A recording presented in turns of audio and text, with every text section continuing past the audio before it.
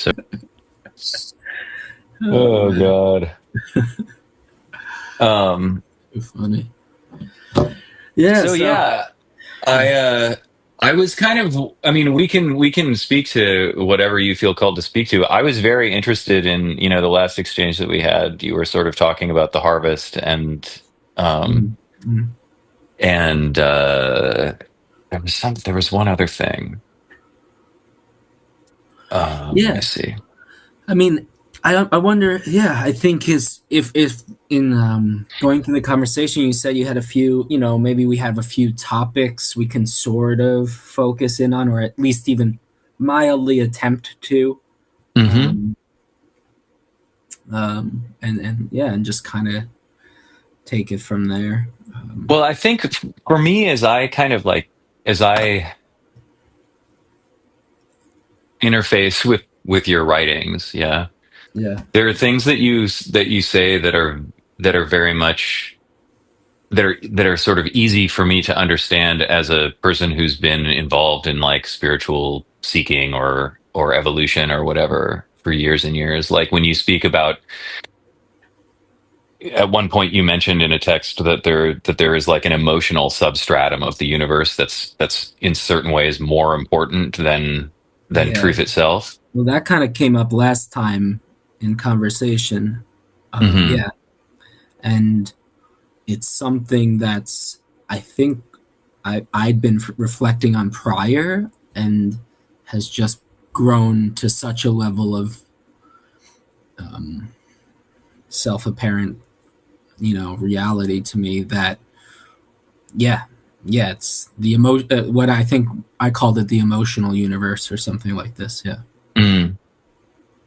Um, yeah, well, why don't we start there? Because again, I'm interested in that perspective, and it's like I have an intuitive sense that like I think I know what you're pointing to, but I'd like you to elucidate it more. And then I'm also interested in maybe going from there into these more extreme statements that you make sometimes about like the purpose of the universe as being Yeah, like yeah, harvesting yeah. the ripe souls that are actually ripe Mm. and discarding the ones that aren't and all of that stuff, and sort of like where that vision of cosmology comes from.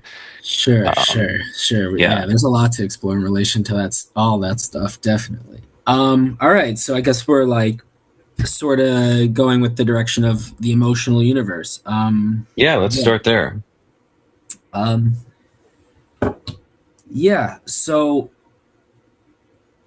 how this has come to, I guess, fruition, I'll call it, within my perception, within my awareness, Mm. is that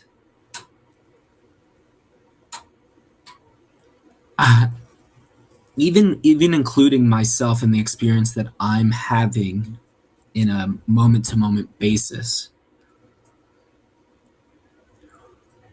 there is the And maybe, underlying. sorry to interrupt, maybe Yeah, maybe just like first for the new listeners, like can you yeah, just yeah, summarize what yeah. is that experience when you say, because you're setting aside your experience as being unusual, right?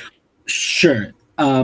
Yes, and when I talk about my experience, there are some things that I will attempt to relate to how I can assume others experience reality.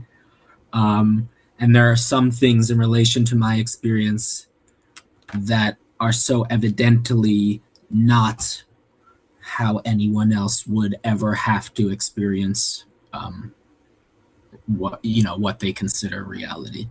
Yeah. Um, so yeah, my experience is uh, an infinitely unique one, Hmm. and that's not to say others aren't infinitely unique in their own respect, but I think like you and I had covered a bit last time, there's sort of a lack of capacity for myself or for others to relate to what it is that I experience, or for myself to relate to others and how they experience what they would consider reality or life or a Hmm. subjective condition of being. Um, yeah, so I guess if you know, What else to say about it? Is there something else you'd like me to say about it? Um, no, that I think that's fine. I think that's fine. So, Yeah. like, yeah, no, no, go. So I interrupted, but do just continue. Yeah, No, it's okay. I think you're right. I think it's worthwhile, especially for people who are just jumping in to maybe hear this video. Um, it's all a stream of consciousness for me, though. So it's hard sure. sometimes to to get someone caught up on the story, so to speak. Yeah, uh, yeah, yeah. you know. Um, so yeah. In any case, the emotional universe, to me, what I've come to notice is more fundamental than perhaps any other experiential aspect of the universe. Meaning the emotions are the tethered interface between the subject and the object. Um, the emotions are how an individual being comes to know itself in relation to um, its its world. Uh, Hmm. it is in a sense it is the foundation of each being, because if one does not have um, maybe not even a judgment but a feeling, right, a feeling about what it is to be what they are in the moment that they are in, there is really nothing at all there. um, Even without thought there are sensations, right, the phenomenological variety of sensory experience. Hmm.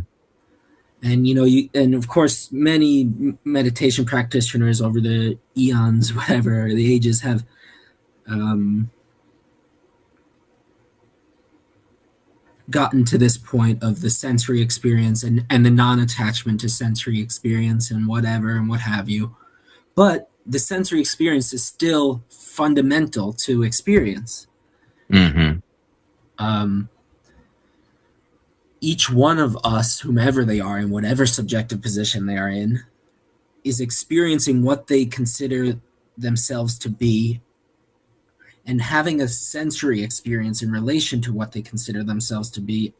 And that sensory experience is being born of their nature and how their nature is in relation to it, in relation to everything else, Hmm. in a way, right?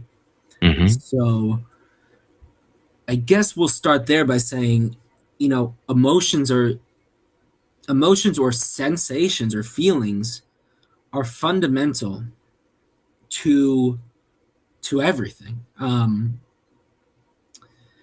And I think remind me if I'm wrong, but I think what we were discussing, I think I said something along the lines like emotions are more important than the truth. Was that kind of the conversation we were having? Yes. Yeah. Can you remind me? Something like this, right? Um, yes. Uh, the entire universe has an emotional substratum, and that the emotional component of the universe, in some manner, is even more important than the truth, at least to the subjective position of individuated beings. That's what you wrote. Yeah, that sounds right. That sounds right. That sounds right. Yeah, so I guess it breaks down into the fundamental nature of what one subjective being considers reality now. Hmm. And I think that's what I'm getting at here in relation to.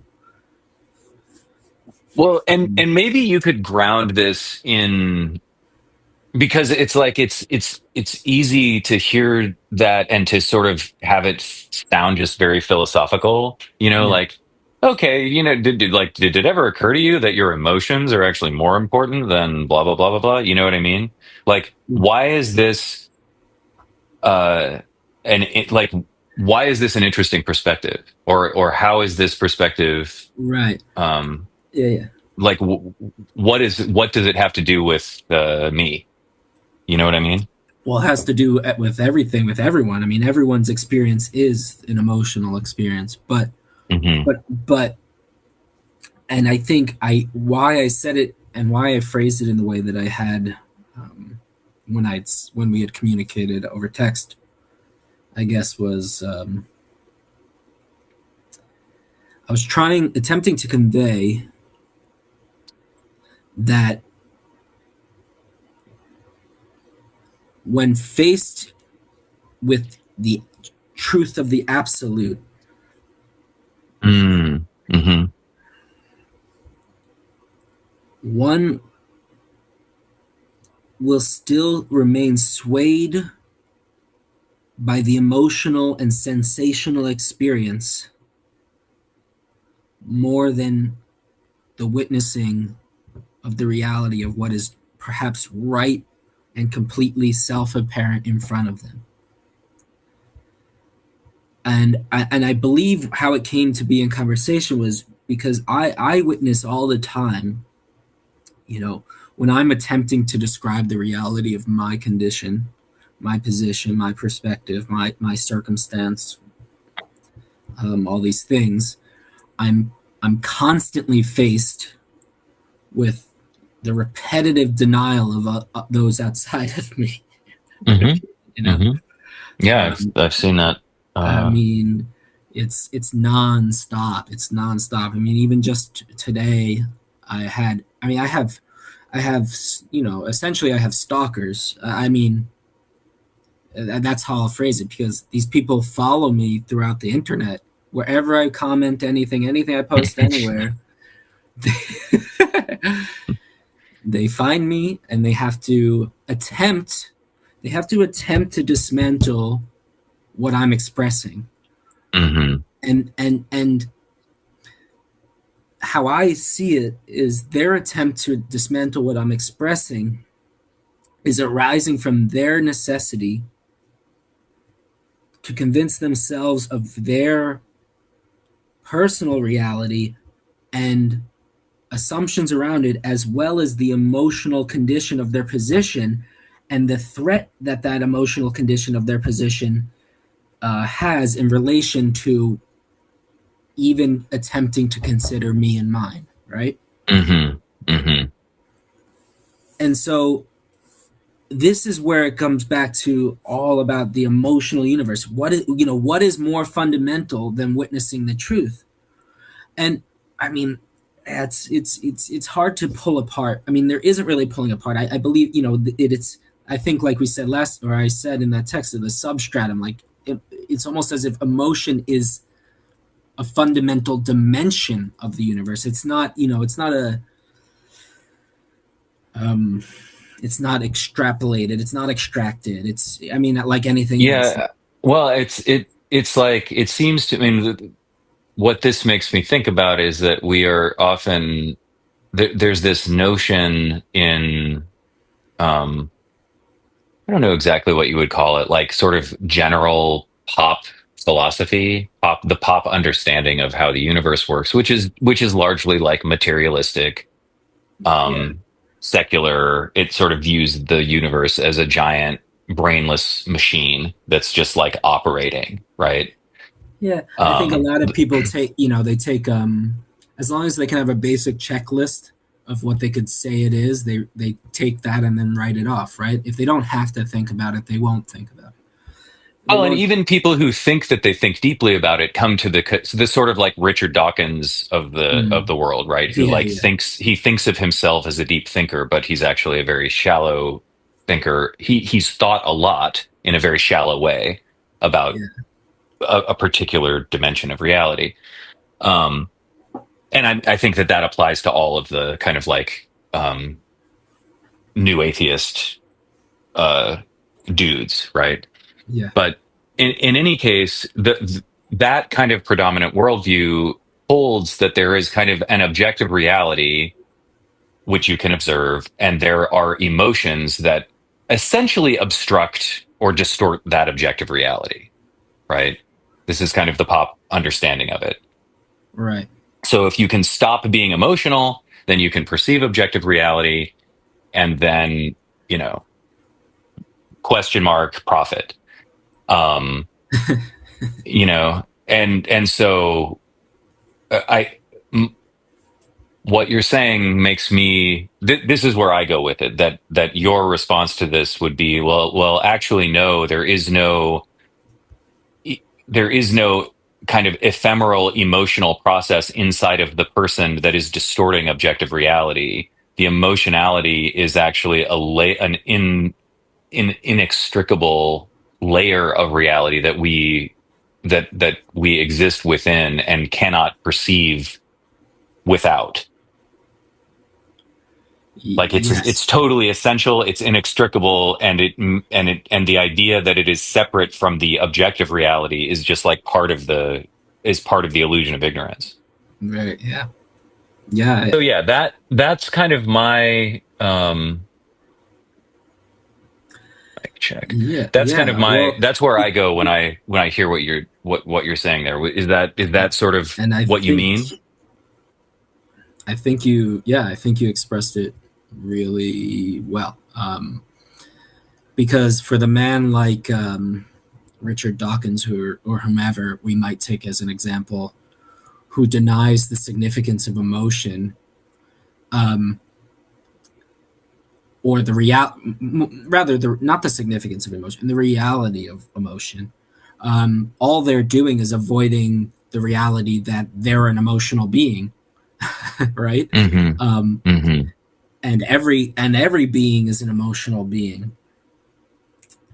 Um, and now this is interesting because a lot of times when I communicate about these things, especially on the internet, it can be very difficult to express emotion, intention, whatever. Um, but and I always point out sentimentalism, like we had discussed last time, Hmm. because the distinction is that we are emotional, and all is emotional, and this is what I'm referring to when I refer to the emotional universe. The distinction is: do you see? Do you Are you seeing that you are emotional? Are you seeing that all things are emotional?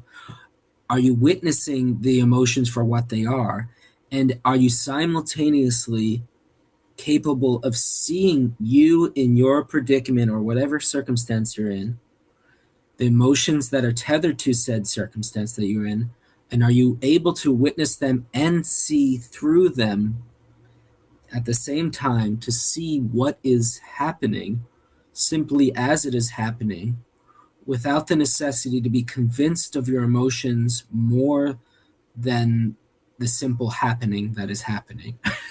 And I know that's a lot of word A lot jumbles. of It can happenings. seem a lot of happening, but ultimately, what are you witnessing what is happening versus being wrapped up in it without simultaneously witnessing it?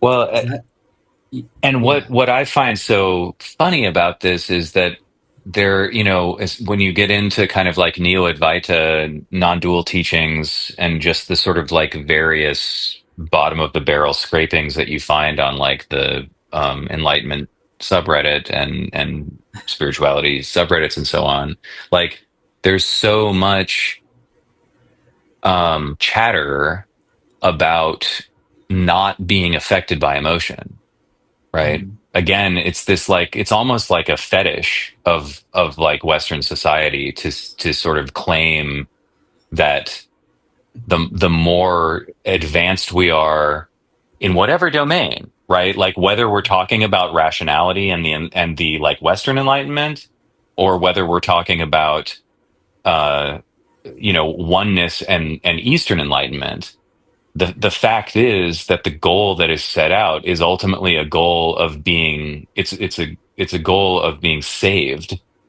from the indignity of emotion. And I Yeah. find that Well, very peculiar. I think, yeah, it's the emotions have been um, they have been tethered to weakness. They've been tethered Hmm. to a lack of intellect. Culturally, they've culturally been Hmm. tethered in these ways, right? I Yeah. mean, we know that stuff is really apparent, of course, with the whole manlyhood stuff. Like Sure. you're not a man if if you cry, Right. whatever. In its kind of like The most pornographic and obscene manifestation, right? yeah, yeah. But likewise with what we consider intelligence, if you're an intelligent person, you're not also an emotional person. Hmm. um, Hmm. right? Yeah. I mean, this stuff is built into our cultural presumptions, presuppositions. Yeah. Yeah. I mean, I've seen so many.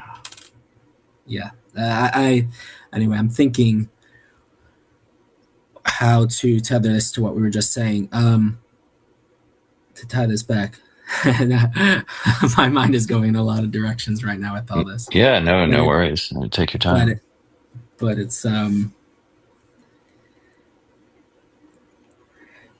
I guess it's maybe a willful ignorance to the reality of our emotional substrata that Mm. motivates us, Hmm. or maybe even more than motivates us, rules our internal experience, Hmm. right? And I think that's what I was attempting to say in the beginning, is that like the very thing that we consider ourselves, our experience, our personal experience, is an emotional one. It is Hmm. it is the means by which we come to know what we are, or what how we yeah, or what we literally what we are. Because when you get down to it, what are any of us? What are we other than our experience? Yeah. And and so there's a fundamental nature to the emotional condition of each being, and how that is almost the foundation of the personal reality for everyone. So it's more than just like, in fact, the mind, what's going on in the mind is more abstract than the emotion. People say think rationally, right? We have, and that's back to what we were just talking about, where the mind is put on priority above the emotion, because the emotion is deemed as less significant, or less important, less intelligent. Um, Yeah, I mean, or the source. I mean, often. I mean, even to the point where it's identified with Satan, right? Like it's considered to be kind of the source of our fallen condition. yeah. You know, like if only we saw things as they really were, and we weren't so emotional about it, then our salvation project would be finished. Mhm. And, Well, uh, our salvation project. What do you mean by that exactly? well, I think that like a lot of um a lot of like there is a kind of messianic streak in a lot of Mm. religious thinking Even that scientific thinking. well, exactly. I mean, I would call that religious thinking also, right? Like, Yeah, but yeah. certainly, yeah, you see it if you go to like if you see what people talk about, like who are into the singularity. It's very present, of course, and like a lot of like Elon Musk is such a fascinating figure because I mean, he's not fascinating for the reasons he thinks he's fascinating, of course. But he's fascinating because his thought process is so transparent, right? He's so profoundly unimaginative, And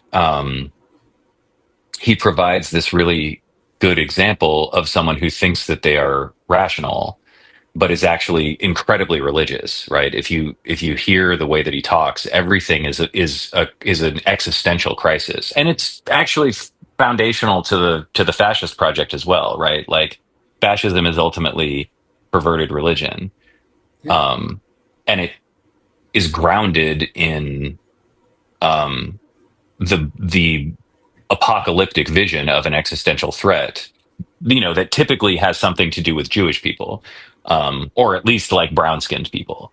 But whatever it is, right? Like whether it's about the Federal Reserve or immigrants or over regulation of the banks, it's like everything is always an existential threat. And on the other side of that, if we can just solve the problems, if we can just drain the swamp or get rid of the deep state or whatever, then like we will live in the greatness of the former glory, right? We will exit the fallen state that we exist in, right? So it's like it's obviously and directly a tale of like who is of the quick and the dead, right? Like of like, are we damned or are we saved, right? But it's written into this weird realm of like mythological politics, and then it has these like completely uh, apocalyptic results, like literally apocalyptic results, holocaustic results. um but you see that pattern again and again, right? Whether it's that like science will save us and I'll be able to escape death by uploading my consciousness to a Yeah. computer or Yeah, something, it's the or I same can pursuits, just in freeze different myself, yeah, avenues. or like, or gonna live we're gonna live in a you know communist utopia or whatever. I mean, I don't like to sort of talk about communism and fascism as being the same, just the two sides of the same coin or something, because I think that that's not true. But Yeah, well, insofar as they all the have word this, communism has been perverted in different ways. In, yeah, I mean, it's barely, yeah, it's hard to even have a conversation about it. Its definition has been so like twisted around. Um, but nevertheless, right, like all of these lines of thinking have this same Western imprint on them that like is ultimately Abrahamic in its origins, as far as I can tell. Although maybe that itself is something that is even more ancient, right? That like we have to account for the fact that we are separated from God, and we have to deal with the existential question of like, is this separation permanent or not? Like, are we damned or are we saved? And this is just like a weird kind of waiting room of suffering. Um, and we really don't seem to be able to get away from it. And yeah, it's one of the reasons why I find your writing so interesting, because on the one hand, you have like such a such an obvious expanded awareness that speaks of absolutes and speaks to like sees very clearly these underlying visions that I attribute to emotional thinking, so-called emotional thinking, that I attribute to like to like the unconscious like recreation of this like fundamentally unresolved question of our relationship with the divine that just like has existed for thousands of years in Western culture and is like part of the colonial project. I mean, it's existed even, um, I mean, longer. I mean, even if you consider the Jews, for example, um, Old Testament Jews, I mean, still, actually, in fact, Jews are still in the same condition they are today as they were in the Old Testament. The Hmm. point is that since since the foundation of the tribes of Israel, whomever those people are, the entire thing has been the awaiting of the Messiah. Hmm. Hmm. I mean, and this is pre Christ, right? This is pre Christ, Oh yeah, perhaps way pre. Yeah, way yeah, yeah. Christ. So I mean, that's the whole discrepancy between a Jew and a Christian in theory, is that one says an embodiment came and another says it hasn't. And Right, that's it. That's it. That's the right. only difference. Yeah, that's the if you can't resolve that, you can't resolve anything. Um, yeah, um, absolutely. And of course, like the very need, right, the very need for a Messiah speaks to the kind of like fundamental discomfort with life on Earth, like the deep discomfort with it, right? And you can, I mean, a lot of like the most beautiful dimensions of kind of esoteric Judaism speak to that very directly, right? Like Israel means struggle with God, you know?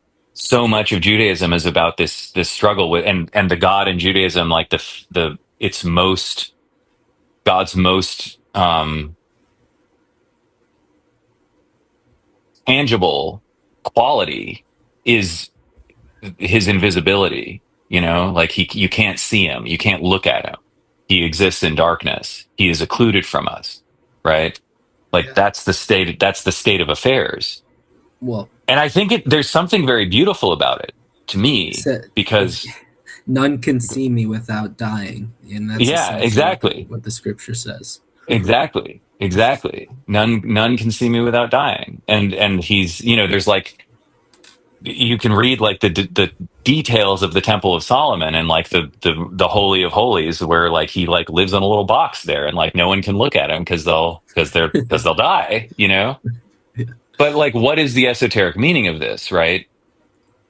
The esoteric meaning of a God that you can't look at or you'll die is that as long as you are alive and living as a human, you are unable to see the divine reality. You're unable to, you are disconnected in some very, very fundamental sense.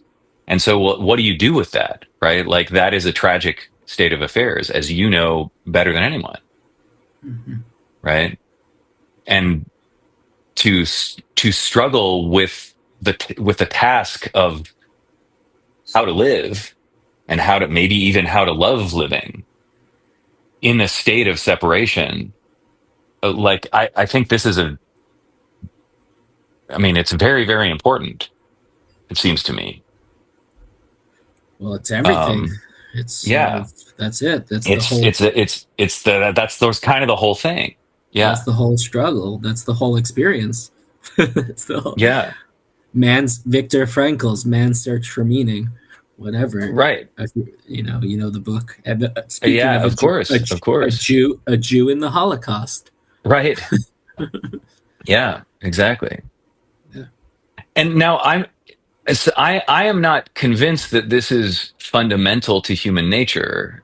Mhm. Like I think it's fundamental to very old threads of Western culture and the Western psyche.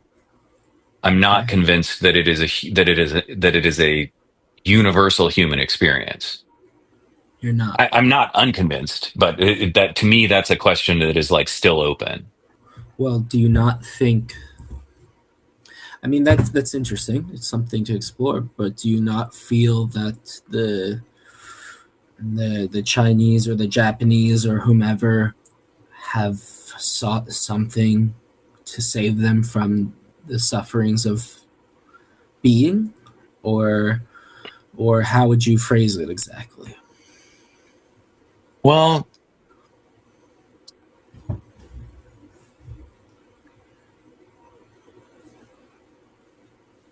I mean, to me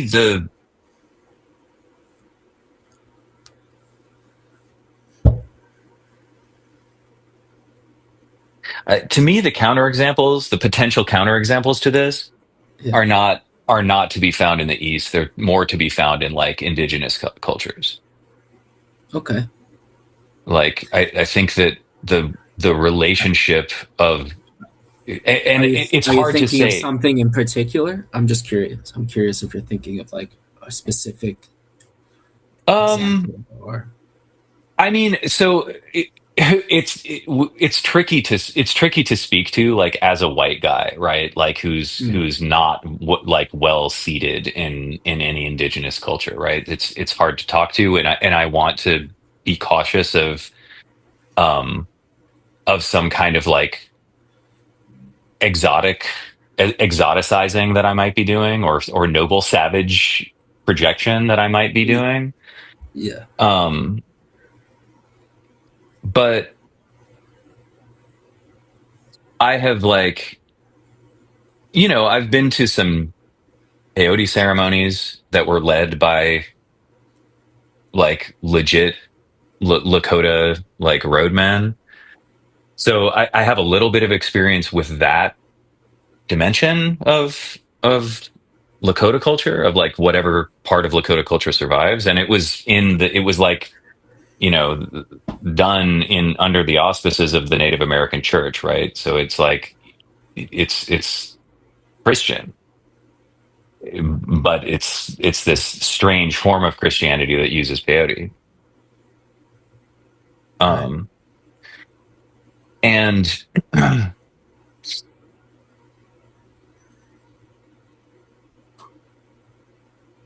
don't know. I mean, I may be. I I'm not very confident as I'm speaking. I'm kind of like, well, I really might be. Yeah. I Yeah. really might Well, be going I mean, down a. I admire you for looking, um, at least looking in an honest way, in for whatever it might be. I Um, think that like the way that I hear indigenous voices speak about existence, it has this dimension of being at home on the earth right. As in a opposed to way that is not at home. as opposed to being not at home. Yeah, like That's that. I mean, interesting. you Yeah. can even something in it, like if you've read Braiding Sweetgrass, for example, right, which is whatever, an extremely popular book written by an indigenous woman, um, about her childhood and about um, her you know uh, Native American culture, and how and one of the things that she talks about is like the sort of like founding stories of reality in white America is like this story of Adam and Eve, where the woman, is essentially the root of all evil, uh, and is cast out of paradise, and then is like doomed to like live this hard life, versus this sort of founding narrative of humanity coming to Earth in her culture, which is about like a divine like sky woman falling to Earth and being like cared for by like the animals and the plants being like very concerned for her and ensuring that she has a good home, you know? And Yeah. so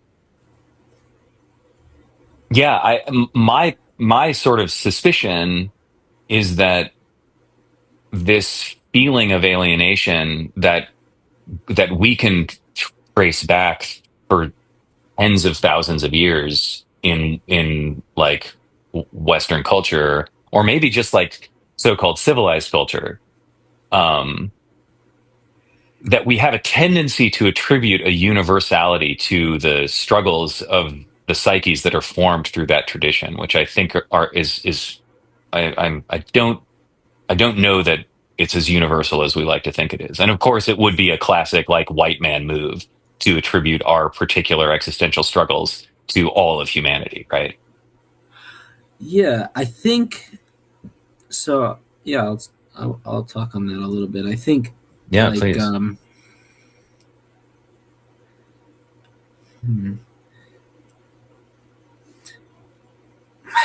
it gets a little strange because one of the many phrases I repeat on a daily basis is that there is no universal we in terms of subjective opportunity or capacity.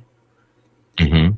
And I'm usually using that to reference just the specific notion that each individuated subject is experiencing their own total reality, and you can't speak on the totality of all realities objectively from any subjective position. Hmm. Um, and because the tendency, especially for those who really are who are really fixated on the, like we discussed last time, like the free will sentiment and all that, Hmm. is that they from their position they necessitate projecting this presumption of everyone having freedom of the will because it allows them to blanket all realities in the same with the same foundation Right. of being, right? Yep. And so it's this it's a means of nullifying circumstance, attempting to nullify circumstance by And of course, it's a means of patting themselves on the back, right? It's like a classic privileged move of like, oh, I'm at the top of like whatever. I have free will, I yeah, think. yeah. Well, yeah, and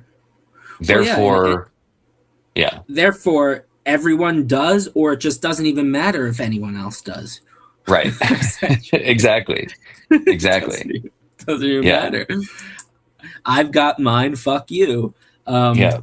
that's actually my one of my slogans I use for the American dream. I got mine. Fuck you. But Absolutely. the true American dream. Yeah. Immigrants hating immigrants generation after generation. But in, in any case, I'll bring that back a little bit to this same idea of like when discussing universality versus non-universality, right? In terms of Hmm. the in terms of beings and what it is to be anything. Hmm. Um, I think it's worthwhile to be very cautious or very aware, as aware as possible in relation to what is and what is not universal. Um, and in some sense, I think like you were saying, like perhaps there's this projection of the Western cultural plight onto the totality of the human condition or something. Hmm. That's my Um, suspicion, right? right. It's one of those things that's very, very hard to to definitively answer, but I certainly suspect Yeah, that. and it Yeah. is, and I guess maybe we can even separate it a little bit. Like, is there a universal existential plight? I think is kind of the question we're asking in a way. Like, Hmm. is there an existential plight that plagues anything that could be considered human, any being that could be considered human? Hmm. Um, and I guess my answer would be yeah, yes, there is something. There is a grain, at least, of universal existential plight for any. I I would agree. I think yeah, I would agree with that, and I think that some cultures are much better equipped at dealing with that plight than others. Right, and humans have, or what different types of humans have approached this plight in very different ways. Hmm. Um, but I guess we're attempting to maybe point out if it is a thing, is like what is that fundamental, you know, motivator? What is that grain of existential plight that is universal among among beings or human beings in particular? And does it then necessitate what we were talking about in the beginning of this topic in relation to the messianic necessity or something? I guess that's kind of taking it full circle, right? Like, Yeah. Well, I think And that, yeah, go on, please. yeah, and I guess, I mean, for example, when you were talking about indigenous, the image that popped in my head was, um, 'cause what I had spent some time in Mexico, and Mexico is an unbelievable place, full of deep information, let's call it. Mm, And I found myself at the footsteps of Chichen Itza. Do you know Chichen Itza? I The don't. Chichen Itza is the very famous Mayan Mm-hmm. temple. That's like a world wonder, right? Um, Is it that like there's the pyramids? Yeah, yeah, Hmm. the very famous Mayan pyramid. And I thought to myself there when I was standing at the steps, I said, how many times has my head rolled down these steps, Hmm. you know? And so I thought about all the times my head was chopped off and rolled down those steps. Um, and then I thought also about the beings who offered that head to their god or to their image of God at the time. Hmm. And I thought the same, I thought, are these people not literally offering their lives or the lives of their tribesmen to their idea of God, even if that idea of God has no correlation to a westernized or modernized idea of God in any way.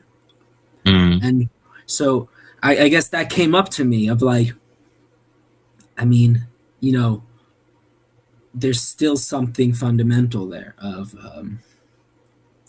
of these people seeking help or something, Hmm. you Hmm. know, and they're Hmm. seeking help through the decapitation of their tribesmen. Um, Seemingly contradictory, but we do the same shit today, just in a Yeah, I was different saying through a it different sounds. I think it sounds pretty familiar, actually. through a different different paradigm. Um, but these things change form, but the underlying absoluteness of it, or the underlying aspect of what motivates and drives people to do what they do, is still there. Um, Hmm. yeah, and that's it's interesting. Um, and I thought of Pocahontas, and I thought of Hmm. the cliche story of the white man meets the native woman and how they look at the world differently, right? And when you were talking about that contrast, right? Hmm. And and oh wow, I mean, it's even coming to me in a way now. Like, they see the world different. The white man, whatever. Let's make it simple. The white man wants to conquer the world. He wants to overpower nature, and the native woman lives in concordance. Is that a word? Concordance Hmm. Accordance. I mean, harmony, whatever. Yeah. concordance. Yeah, harmony Hmm. with her natural surroundings. But also, even within that basic story, um, they still both have the existential plight of being human, and even Hmm. the the existential plight of the necessity of reproduction that may come through the vehicle of what is considered love. And Hmm. right, and now the white man loves the native woman, and all the other things don't matter anymore. What matters most is that love and the reproduction and the sustenance of the human species, regardless of what form it comes in, right? And so we've now melded these worlds, sort of removed the context of the individual from their separate worlds, and now they've become unified, but have still the same, or maybe a newfound existential plight between themselves and with their offspring. And Hmm. so I don't know. It's interesting to explore that stuff. Yeah, for And sure. because I'm seeing it like visually, I'm visualizing it, and it just shows to me what I see. Stepping back from that all is just nature doing nature, and that's always the case, right? And perhaps that's the only true unifying factor is that we are all we are all individuated aspects of the greater mechanisms of the cosmos, Yeah. um, and that's an absolute, and all these little different archetypal patterns develop over time because of whatever reason, just like how a I mean, all I see is how a tree would grow or how a flower would grow. When I think about these kind of things, I think you can see how the human, despite believing in its own individuality, is still just a part and parcel of the whole Hmm. picture. Hmm. Yeah, for sure. Yeah. Well, so let me let me circle back to this because the things that you're saying are they make a lot of sense to me. I get what you're speaking about. Um, and yet a lot of what you say doesn't sound like this and sounds a lot more like hellfire and brimstone, you know? Yeah. Yeah. And Because so yeah, yeah, so I'm curious about, both, because both. if you're saying, oh, everything is, it's all just one with nature and death is not the end and blah blah blah, whatever you want to say, whatever, all the nice stuff. Um, a lot of what you write is, I don't think that you've spoken about being like a Gnostic exactly, but it's a lot of what you write sounds very much like the sort of Gnostic.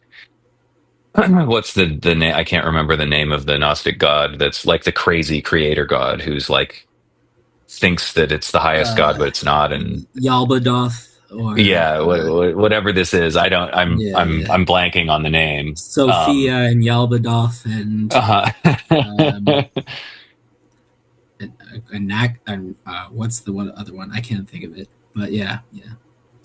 And so yeah, like I wonder if you can, because like when I read the stuff that you write that is in that vein, it it sounds a lot like this same, like it's like it comes from this like what I think of as not absolutely true, like answer to the messianic yearning Mm. that like comes from a particular uh Well, binding in the Western psyche, but isn't necessarily universal. yeah. Well, the Um, Gnostics are still messianics. for sure. Yeah, yeah, yeah, yeah. Yeah. Um, Uh, yeah. So anyway, I'm curious about like where, like either if I am like misinterpreting what you say, or if you are actually a messianic and well, I'm well, or everyone's misinterpreting what I say. that I have no doubt of. Yeah. So I'm curious about like that, Yeah. if that is my misinterpretation. Like, can you speak to that dimension of what you write to? I mean, I'm thinking specifically of the Maybe sort of harvest and hell, the existence of hell and all yeah. that. I could maybe ask like a specific question. I don't know, just if you are something more specific that you have in mind. Uh, well, what do you, I would say I have sort of three questions, and you can, All right. I mean, first of all, a very simple yes or no. Does hell exist according to you? Does hell exist? Do hellish experiences exist? No, does is there a place of eternal damnation that some souls are cast to Oh, forever? a place of, I mean, the wording is very sensitive here, and that's It why, is. yeah. Yeah. Well, okay, Is maybe let's do this instead. Let's do this mm, instead. Maybe you can speak to, like, you have well, said. well, I'll say first. What I'll say is there an experience of eternal damnation? Is that a possibility, or is that a reality? Yes, yes, Okay. yes, Um. absolutely. Um, Now, I guess in relation to, is there, just going off what you just asked me, is there a place of, hell? I mean, the thing is, people are approaching these topics and these words from whatever, so many different Hmm. ways, Yeah. and so many different abstractions, and so many different ideas, and so many different emotions, the emotional realities that they are, and they have Hmm. to satisfy. Um, that it's the messiest thing to ever talk about. Yeah. Yeah, it's Well. again coming back to that emotional universe thing of to even discuss the topic of what we refer to as hell is a incredibly difficult one because of the extreme emotional nature of it. um Right. Well, maybe you could speak instead to this notion of, like, the harvest that you write about and that you texted about with me recently, yeah. right? In the end, there will be a harvest, and that was always the purpose of it all. That's what you wrote. What does that Yeah. mean? Okay, so I was thinking about it earlier today, actually. Also, I was thinking about how to convey this, and you know how I can say it is that the inevitable result of an entropic universe, right? Hmm. A universe that's driven by entropy, in constant flux towards chaos and dissipation of energy, or however you want to word it. The Hmm. inevitable result for all things in that universe is death.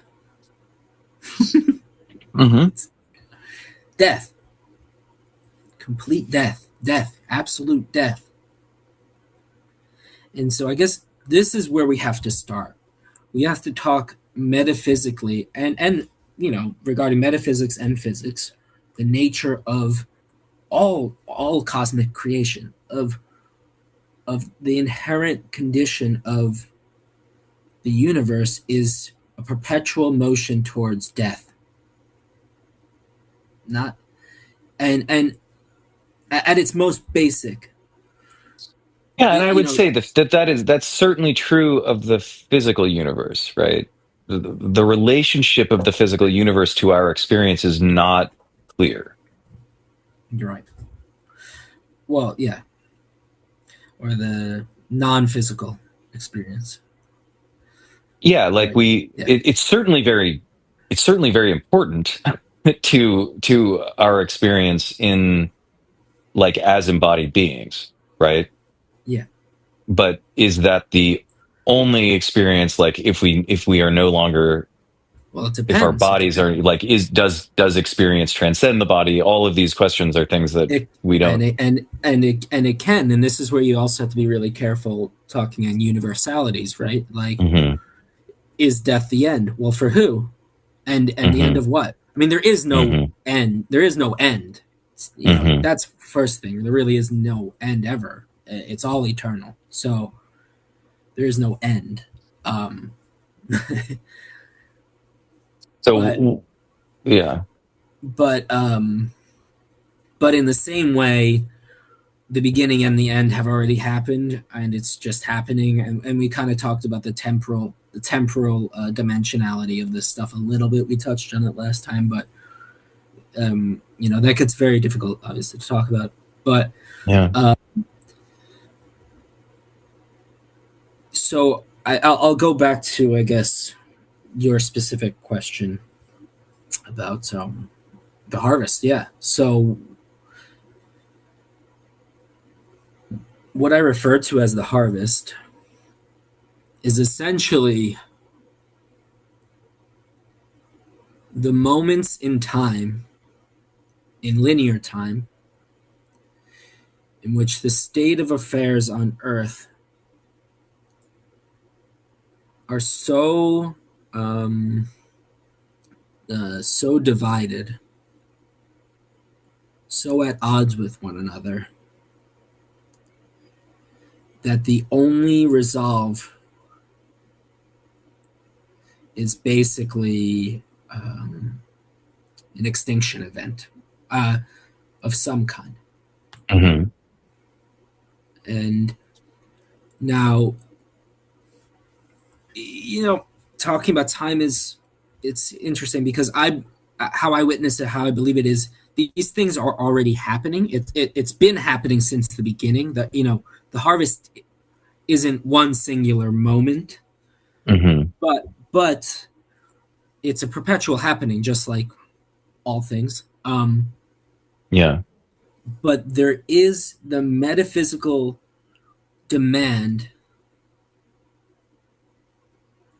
for complete division among beings on this rock that will come in the future. It'll come out of absolute necessity due to the nature of everything. Um, And when you say division, are you speaking about, I mean, are you talking about political division, or are you talking I about mean, something harder to it's gonna define? it's gonna manifest in a million ways. Hmm. Yeah, I mean, it's gonna manifest however it manifests, right? I mean, we see it. It's very it's very tangible through things like political division or racial division or now whatever, now gender division Hmm. or whatever. um but I mean, oh gosh, so beings are manifest into certain dimensions of experience, and some being and we talked about the hierarchy of experiences and of beings some last time. And Hmm. so it'll be the case that all beings that are born into a lower hierarchy of experience will be they're the ones who are inclined to suffer the most and to find the result of death. um so essentially what I'm talking about with the harvest is the time at which the culmination of experience is so extreme, and there's such um, great manifestations of beings that are, let's say, what I would call just lower. I don't know what to call it. Lower. I mean, lower vibration, lower karmic status, lower. Yeah, lower awareness, right? Well, no, not necessarily, because I Mm. mean, this is why this stuff is really really tough to talk about, because so many of these words have been used in so many different ways that um they're they can just be taken however the subject is inclined to take them. um Hmm. like, I mean, words like consciousness, awareness, well, whatever else, and Yeah, vibration. I mean, it's very, vibration. Yeah, very vague. yeah. So Mm. I guess what I'll just try to make a vision of the harvest as clear as I can for now, and then we can maybe elaborate a little bit. But Sure. essentially, there come a time where the harvest will be ripe, so to speak. And the result for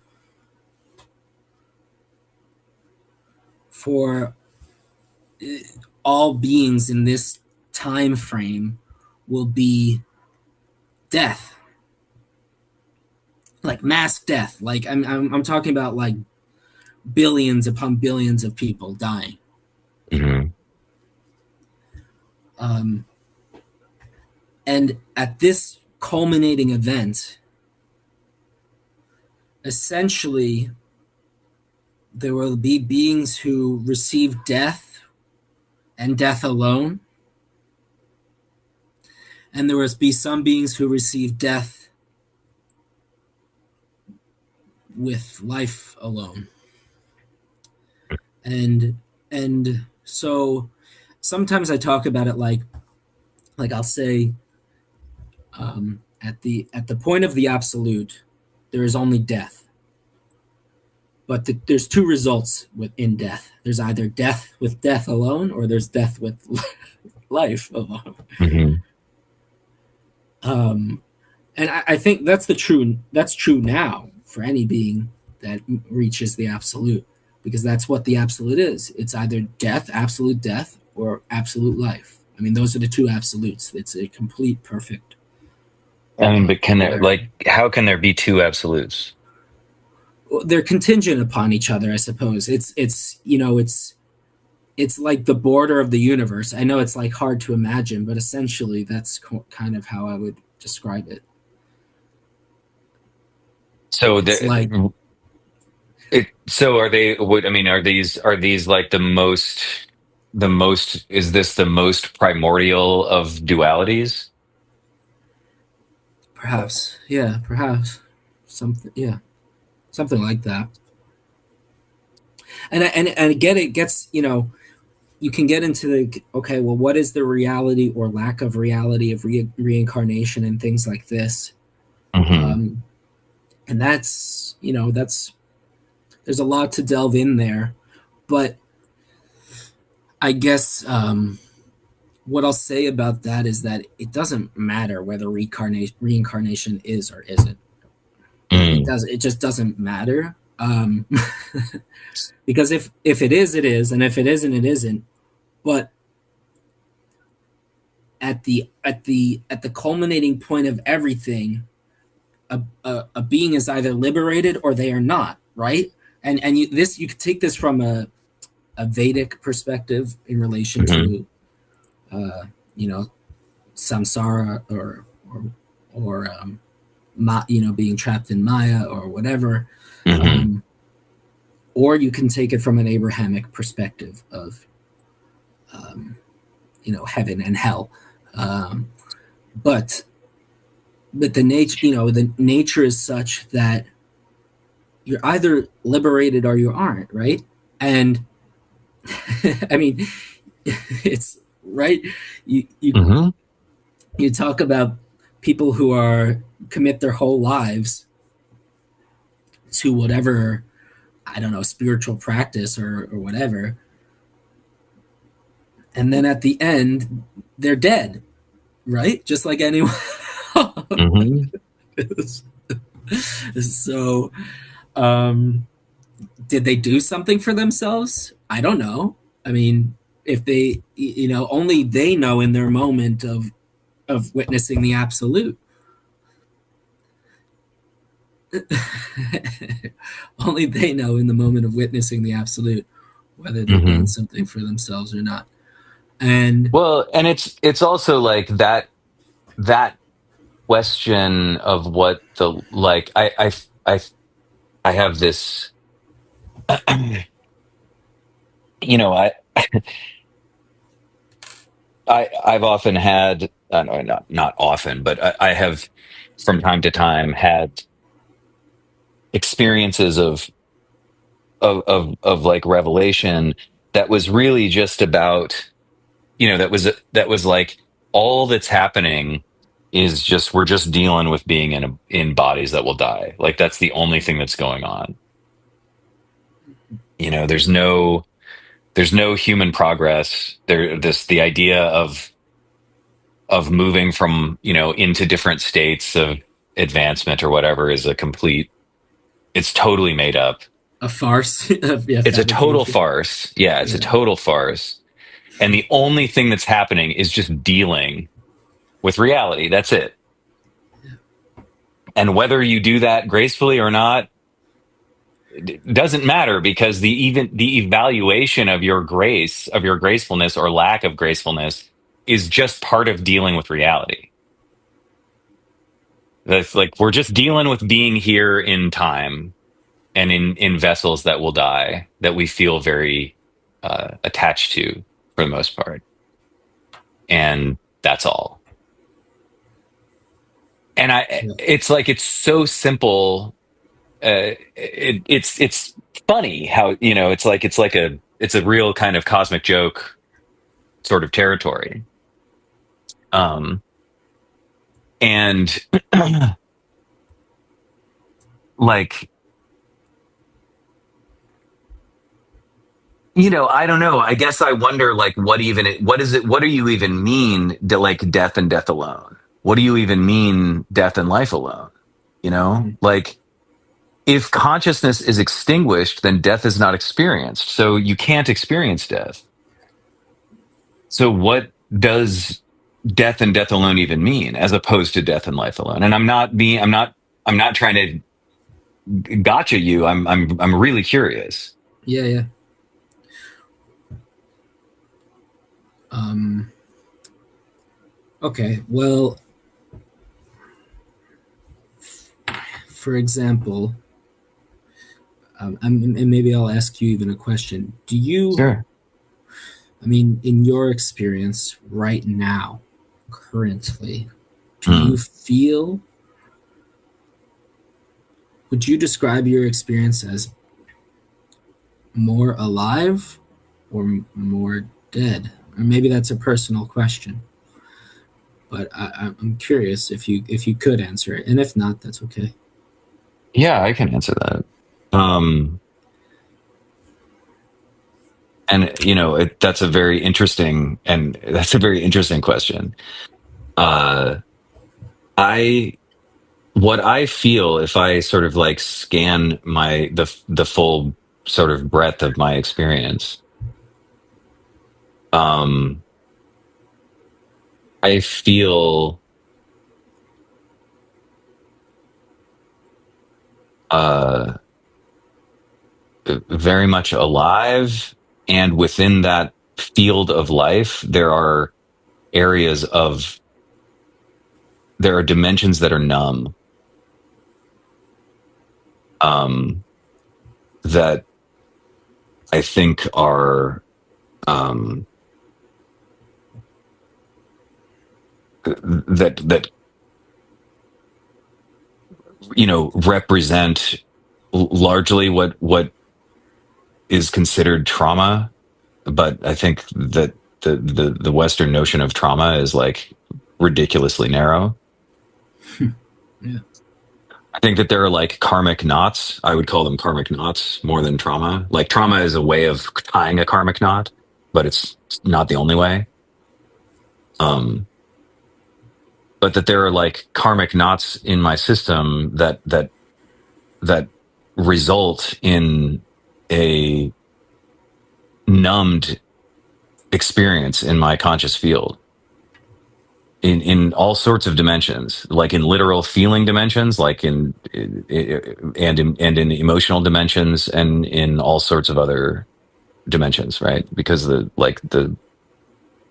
field of karma is runs the entire gamut, from from just the physical law of cause and effect all the way up to very, very rarefied forms of uh, of reality, where things can manifest and unmanifest very, very quickly, without needing to grow them like we do here in the physical plane. So anyway, that like, I don't know if that answers your question, but that's my first attempt at trying to answer that question. That, like, the field of consciousness is purely life, but within that field of pure life, there is numbness that feels dead. Hmm. Okay. All right. That's a fair answer. Um, well, I'll share. I'll share. I guess a bit what it feels like for me. Yeah, please. So I mean, at you know, I mean, I now know that since my birth, if I can even using that word is a little odd, if I'm being Mm, honest. Since my birth, I've only experienced death. I've never okay. experienced life. What does that mean? Um, yeah, and we touched on this a little bit also last time too, but not much. So, I mean, the reality is for any biological machine, it's on its journey to death, right? Hmm. Everyone. Yeah, for sure. Um, For sure. and but my circumstance is such that, as I said, I'm quite literally metaphysically bound to an abyss of unending death and destruction. And so, since birth, I thought I actually, and this is why it's an interesting thing because I had the phenomenon of assuming that I was like everyone else. I had the freedom and the capacity to be like whomever, Hmm. a quote unquote normal person who gets to live a normal life. Hmm. I Hmm. I believed that.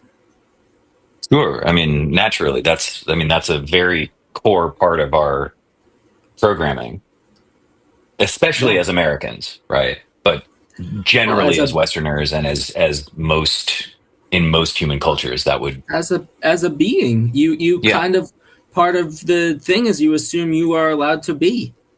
yeah. I thought that was part of the deal. Yeah, and you could imagine my gall and surprise to find out that wasn't part of the deal. Um, But to what say does that like? What does that mean? And I'm sorry to like. I'm just like I'm. It doesn't. Uh, compute does not it doesn't compute. compute. Yeah, and like Oh, I'm trying to like. What does it mean? Because there is a very fundamental sense that at least by my observation, you do exist. Right. yeah, I So know. It's whatever your crazy, isn't subjective it? experience is, your beingness seems to be beyond dispute. So, and again, I'm not saying that therefore you're wrong or you're lying. I'm just trying to Yeah, understand what you're saying. yeah, I get it. I get it. I get it. Um, yeah. Well, I think last time we touched on a bit of like the soul or the non-ethereal essence, um, as opposed to the simple biological vehicle, Hmm. and I attempted to describe how, in a way, what I am is a manifestation of that which is not. I'm a Hmm. manifestation of the void. Is how I phrased it. Hmm. Um, and it's very difficult to phrase it much better than that because essentially it is what I am. I mean, I have a body, a quote unquote being, a being. Yeah, I do, Hmm. but and one that has a correlative physical figure as well as a mental figure and a correlative conscious figure, and attributes related to what it is that I am. Right. Right? And you are conscious, right? Like if you experience eternal conscious torment, that Yeah. presupposes that you are conscious, Yeah, I'm right? conscious. I'm Hmm. conscious. Yeah. That's what it seems. So, Yeah. yeah, Yeah, yeah, yeah. yeah. It would be nice if I wasn't. Like that would be a treat. I mean, Yeah. or it just wouldn't be what I know to be, right? It'd Yeah. be something completely other. Um, Mm. But the thing that I lack, and I don't even like to say this about myself because it hurts the person inside me, and that's what's so weird about my, one of the infinite Hmm. things that's weird about my experience is that it's like I'm experiencing personhood and non-personhood simultaneously. Um, Hmm. but I lack what could be referred to as a soul, and perhaps for a lack of a better way to put it. But in the sense that there is not this non-tangible life force that has the potential for benevolent growth. I'm trying to, that's how I could try to phrase it. Like, I do not have this being, this one that I refer to as myself, Hmm. holds no capacity um, to grow how most life forms are assumed to grow. Hmm. It's not. It doesn't have the capacity to grow towards the sun. It doesn't have the capacity to to grow into a condition of of um of I don't know, peace, or even any of these things, of tranquility, or all because all of those things are inherent to the nature of a specific being.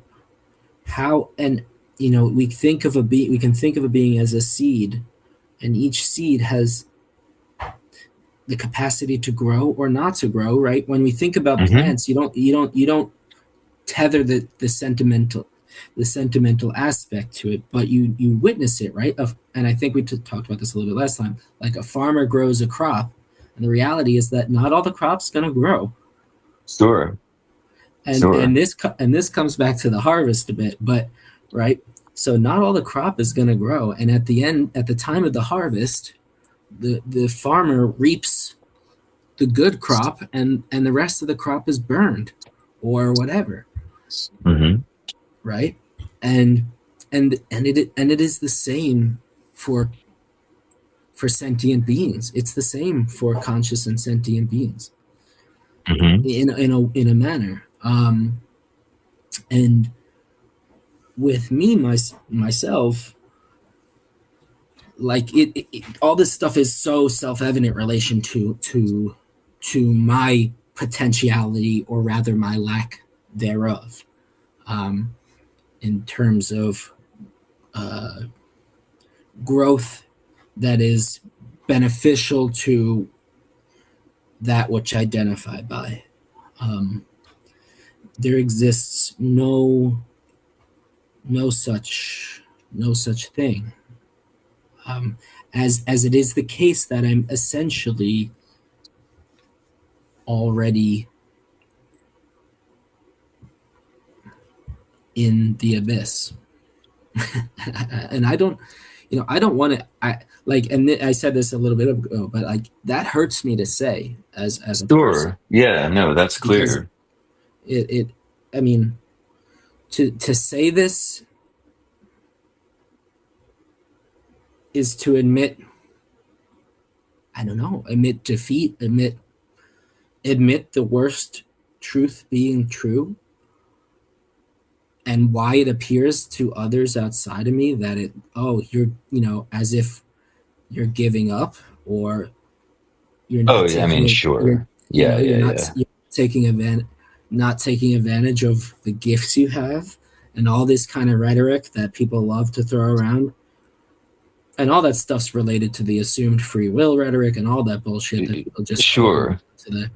overlay onto the totality of reality, without ever actually looking at beings for what they are, and recognizing that each being, even the worst, quote unquote worst beings, are always doing their best in a Yeah, way. that's the You know, sad, the sad, frustrating truth. and that's just it. Is even if you don't like that, when you see people who genuinely are struggling in this world, or even evil people, quote unquote, or whatever, even whatever extreme you can imagine as an example, these Hmm. beings are doing what they can with the capacity of their being. Yeah. Well, And and no, go and on, go on.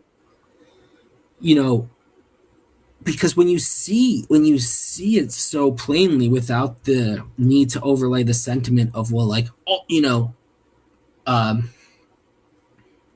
pull yourself up by the bootstraps kind of mentality, all that sort of stuff of like, you I you see that those people who are in that kind of dynamic and rhetoric are just, they're playing that game of emotional, I have to convince myself of this and that, and through that I have to tell others they can do the same, and um because that also fortifies me and my beliefs, and I don't know, it's, Yeah, but sure. but and I get why people do it. I'm 100% aware of why people approach it in such a way, because without attempting to convince yourself of such a thing, it can be complete disparity and complete nothingness. You have to face the truth of the abyss, of the nothingness, at least a little bit, to see Well, behind your behind your it your caricature that there's really nothing there. um you know and totally. I mean, it's so or interesting. Sorry, keep no, going, no, keep going. or at the very least, see yourself as you are, and the fact that you are as you are because you're abiding by your nature to be as you are. Hmm. Yeah, they think there's something somehow our idea of justice balks at at the notion that like some people just are totally fucked and other people are not, and like the system that benefits me crushes you, and what does that mean about my gratitude for my life, right? Like if I have gratitude for my life and my life is dependent on a system that is like causing all sorts of havoc, how can I actually be grateful for this like exploitive system? Yeah. Isn't that fucked up? And it's like, yeah, it is fucked up, and like that's also what it is, right? That's how it works. So people like resist this. I mean, again, it's why I think that your term of spiritual privilege is so right on the money, because people resist it in spiritual realms with exactly the same logic as people resisting political privilege, accepting the Yeah. existence of political privilege in the political realms, right? And for exactly the same reason. Like, I don't want to I don't want, what does it say about me if like the only reason that I uh have a comfortable life is that I was born into it. It means that I didn't have to work hard and I didn't have to overcome anything, and all of my struggles were just like meaningless. And like for some reason people Which they find were. that prospect really hard to stomach. I have a bit of a hard time understanding that, honestly. Um like to me the idea of being responsible for the outcome of my own life has is so absurdly, that idea is so absurd that I don't really get why people get so hung up about it, but they do. Manifestly, it's very clear that they do. Oh yeah. Well, because I don't know. it all comes down to the validation of the character. If Yeah. you don't if they don't believe that you had the same chance as them, or if they don't believe that they did something in comparison to another, then what they consider themselves to be goes out the window. It it becomes a fallacy. It becomes a fabrication. And if one sees that it's a fabrication, then it's over. It's over. It's over. Right. The game is Well, so over. And so let and me. and Sorry, then go on, what? go on. And Yeah, then what? and And then then what? what? What do I do now? Yeah, yeah. Well, let me And ask you once this then. Like, sort of going back to like again, my experience of you is as a being like my experience of you is that you are a being of like quite great sensitivity, uh extreme sharpness of uh intellect, um compassion, ease, actually, like the way that you are, you don't get bothered in conversations with me anyway. yeah, yeah, um and like we can like I feel very free to like not, I mean, to whatever, I don't feel constrained, like I don't feel like you're here with expectations, like the experience is very relaxed, and those are unusual qualities. um and I think that they are generally good qualities to the extent that that designation is meaningful at all. yeah. And so I'm like, when you say things like you are incapable of any type of like growth toward the sun or growth toward the goodness of being, like I know that you were not always as intelligent as you are now. I know that you were not always as compassionate as you are now because you've shared with me the process of becoming compassionate and how it was a process, right? Through that like has deeply to do with this, with the your history with suffering. So Mhm. again, I'm like the your explanation of your condition, like I have a hard time understanding what you mean because it's like again the quality of not growing toward the sun or not flourishing, again, as an external observer, doesn't land with me. You know what I mean? Yeah. Like I think that the like the preciousness of your being is very clear to me. And so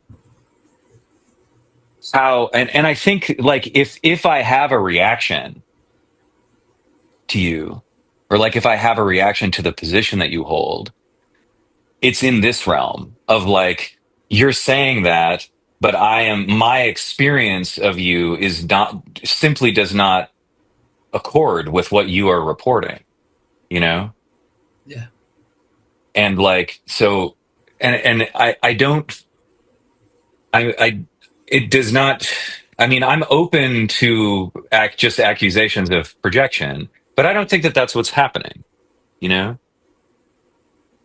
So I don't know. Can, like, what are your thoughts about that? I mean, it doesn't surprise me, I guess, if that's where I'll start. Um, it doesn't surprise me that, um,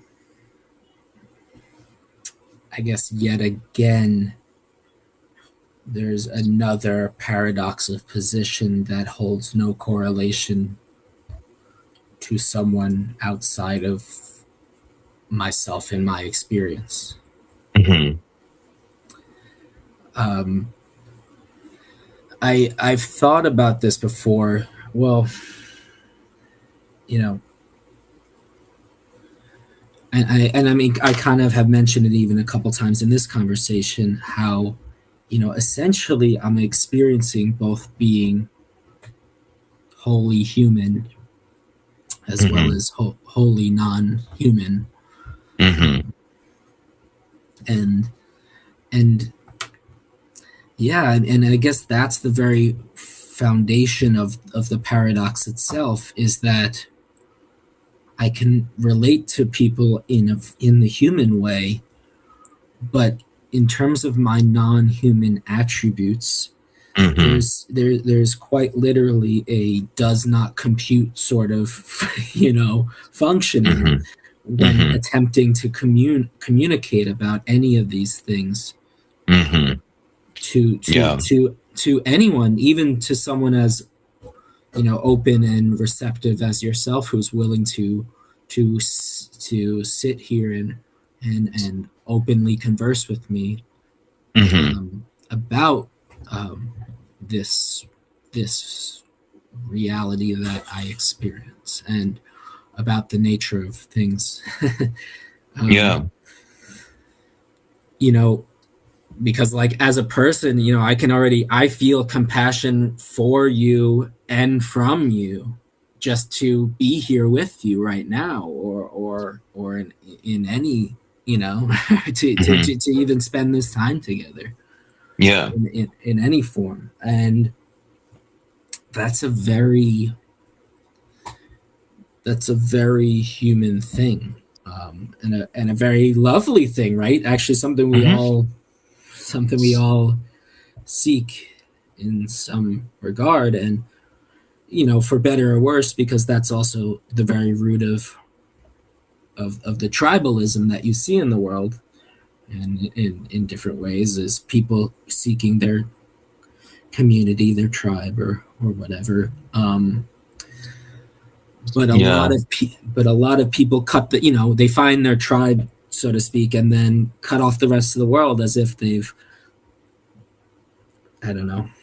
Yeah. I mean, I think I wouldn't, I would say that the modern tribalism is not so much an outcome of that yearning as a bad solution to that yearning, right? I don't think it's inevitable, but I think we have a lot of bad options, Yeah. um, that again are not the only options, but they're the ones that they're, well, maybe they're the only options in our current cultural and like karmic context. But it's a bit of a semantic distinction. Yeah. Um, Well, what I was gonna go with this is yeah, yeah, also yeah. like, um, one of the many interesting attributes of my condition is that I, because I belong to no tribe, Hmm. I also am, how I would say it, like incredibly non-biased when it comes to, like, compassion for others, Mm-hmm. when it comes to recognizing the inherent burden that any being may suffer. Hmm. And in a way, sometimes I can only describe it as having like, I mean, this is almost like a a, a god-like attribute in a manner, if Hmm. in the sense that, or in the sense that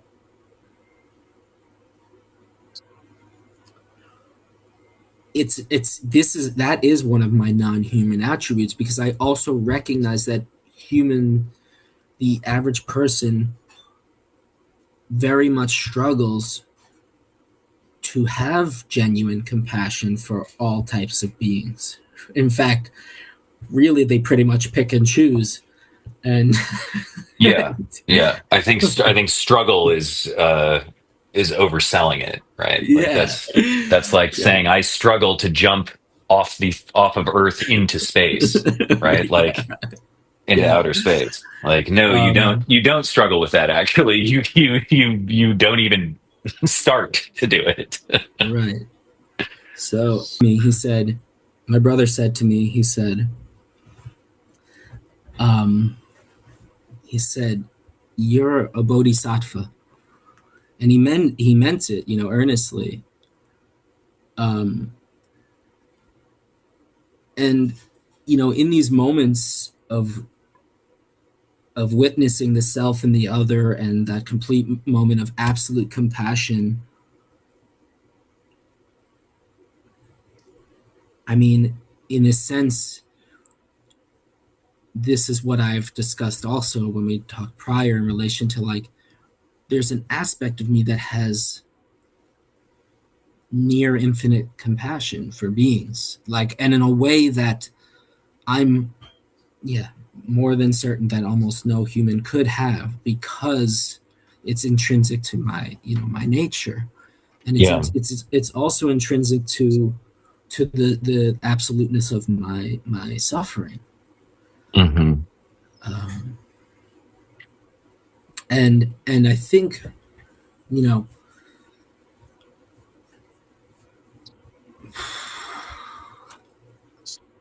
it's crazy, man. To say the least, it's crazy. I mean, it's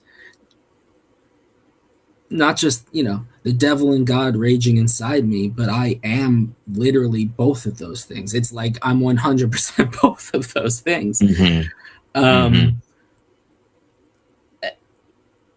and then there's still the person that is what, the person experiencing it as well. Yeah. And so that that person wants just like what anyone else would want, like a decent life, like really the most humble, basic,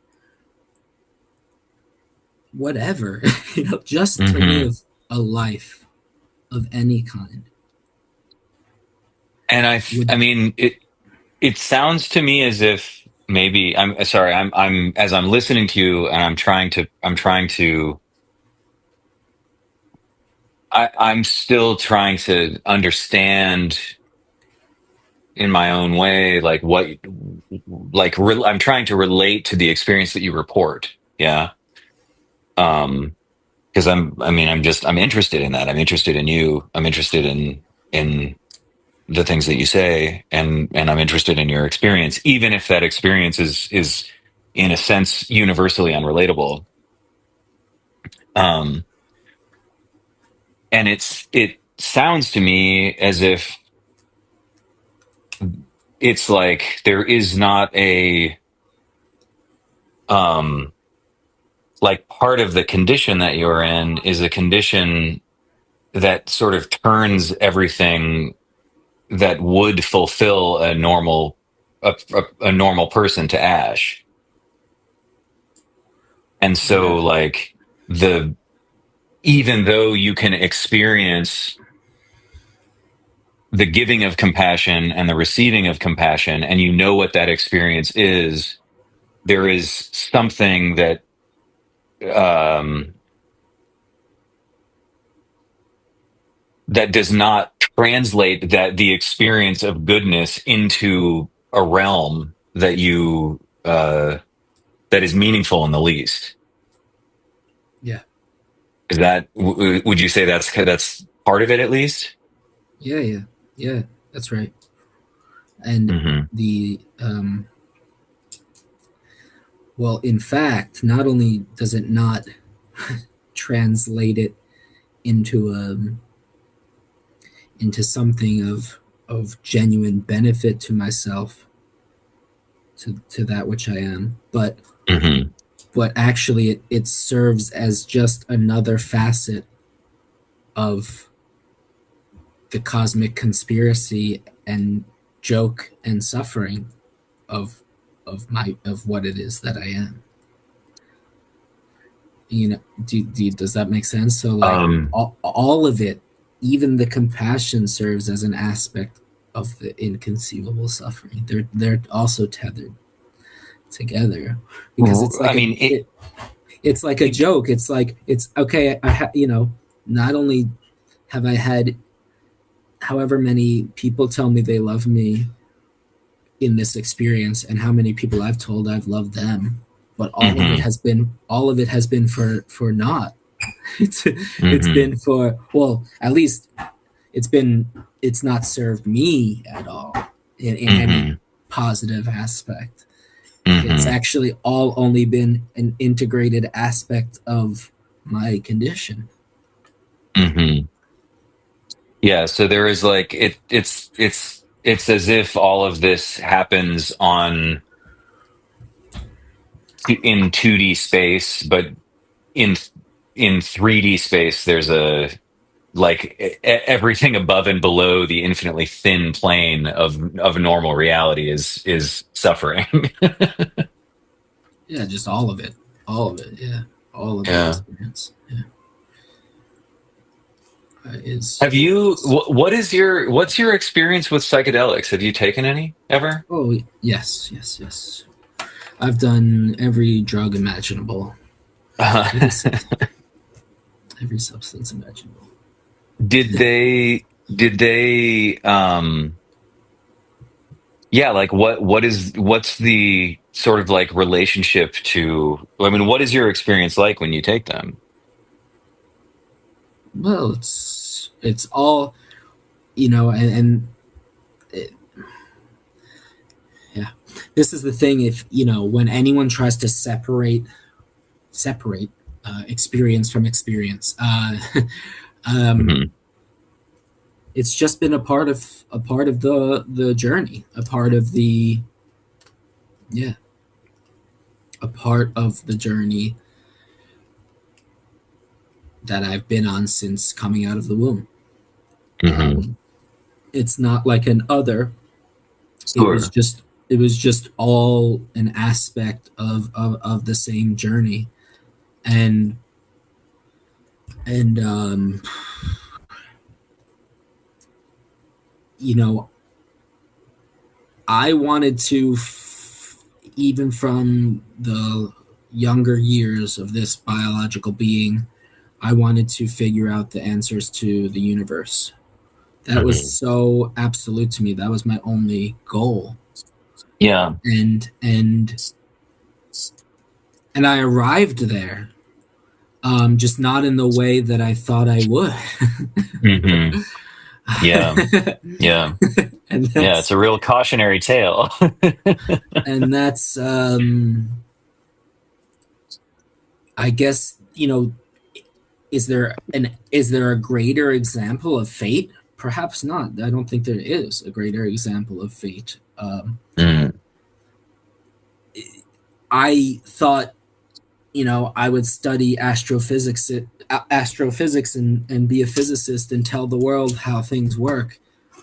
But I did kind of pursue that until it was all just aspects of the same journey that was dragging me to where I am right here, right now, in Yeah. this exact moment, speaking to you on the nature of all things. And so Hmm. I am telling people the nature of all things, but it is of no significance to them because they need not know the nature of all things. They only need to know their own personal reality. And if their own Hmm. personal reality is comfortable enough to never have to look outside of it, then so it will be that they will Yeah. never see outside of it. Yeah. And the wheel will just keep on spinning. Yep. Hmm. I mean, if you want me to, elaborate on psychedelic experiences, I mean, I've encountered all sorts of entities. I saw the karmic wheel collapse, which now, in retrospect, makes sense. I saw the entities of higher orders collapsing and breaking the karmic wheel of the entire universe, and so yeah, it's all just part and parcel of the condition of being, and Were like, did you have you had these types of intense visions not under the influence of psychedelics as well? I mean, at this point, how I describe it is I'm in revelation 24 hours, 7 days a week. It's Yeah. Yeah. and there's no substances involved. There's Uh-huh. so yeah, and that's not an exaggeration. I mean, I don't know how else to say it than that's the case. I'm in perpetual revelation. I witness like the meta structures of creation in all the time. They are Hmm. always within my mind's eye. Like Yeah. Can you expand on that a little? Can you speak to that? Well, it's like, um, sort of. I think I touched on it a little bit last time in relation to how I see beings, and I see the way they act and the patterns in which they act in, and how they're always abiding by their nature. And there's this sort of, even if they're human, there's this depersonalization that Hmm. I'm recognizing. I'm recognizing what seemingly they are not recognizing. I'm recognizing essentially their karma. I can see it tangibly. I see it. I mean, not literally tangible. I can't touch it. I mean, but it's within my perception to witness the patterns by which all things are made manifest and unfolding. And this happens on a my very personal interactive basis, but also within a perception that's related to like a semi near infinite vision of like, I mean, infinite vision, what the hell does that mean? But it's there's this simultaneous witnessing of the mechanisms of the entire cosmos and how things are unfolding and the process. And I just see it. I essentially see it mechanistically. Hmm. I can see the underlying. Yeah, I guess karma. Karma is a whatever. That's not even the right word, really. It's more like the code, sort of. I maybe Hmm. that's a better word. The code of creation and the means by which all things come to be as they are, and the reason they are, and witness them in their exact natures as they are, Hmm. without being distracted by the games that these things think they are playing. Like I can see the game simultaneously for what it's worth and why they're doing it and how they're doing it. Um, and I guess this is also what allows me to have these visions into, um, witnessing the the end and all this kind of stuff, Hmm. or the Yeah, I harvest. wanted that. That's useful. I wanted to speak to this kind of dimension of how you know, because when you speak about that stuff, it sort of sounds like something that is in the future, that is like well trod apocalyptic prophecy stuff that's easy to dismiss, right? Well, sure, and because, well, I mean, and again, I have to bring up the difference between myself and all these other people is that, I mean, there's a lot, but I'm Hmm. not trying to get rich off this. I'm not trying to Right. gain anything off this. In fact, I'm 100% certain that there's nothing for me. there's Hmm. nothing there's nothing for me. So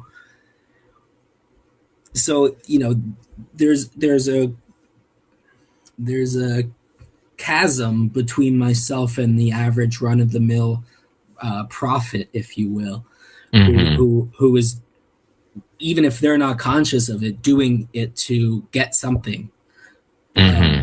Hmm. go somewhere or be someone, or be be validated, or and those are all things I wish I could have. And that's another thing Sure.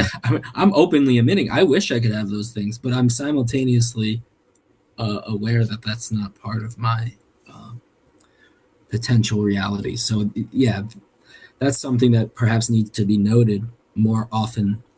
I don't know how else to make it any more clear that I'm not doing this to play a character. I'm not doing this to be different. I'm not doing this Hmm. for any reason other than that it's absolutely, real. It absolutely is what it is. it's not a game I wish to be playing, and here I am, and it's not a character I would choose to be if I had the choice to be any. No one would. No one would choose this character. Yeah. Um, it's not yeah, it's not fun. It's not the fun one. It's It's not not the the one fun I get. one. Yeah. And it's funny because I get countless accusations. People have to attempt to, like I said in the beginning, I think people have to attempt to dismantle my words, and Hmm. because Hmm. it's so threatening to them and everything Hmm. they assume to be.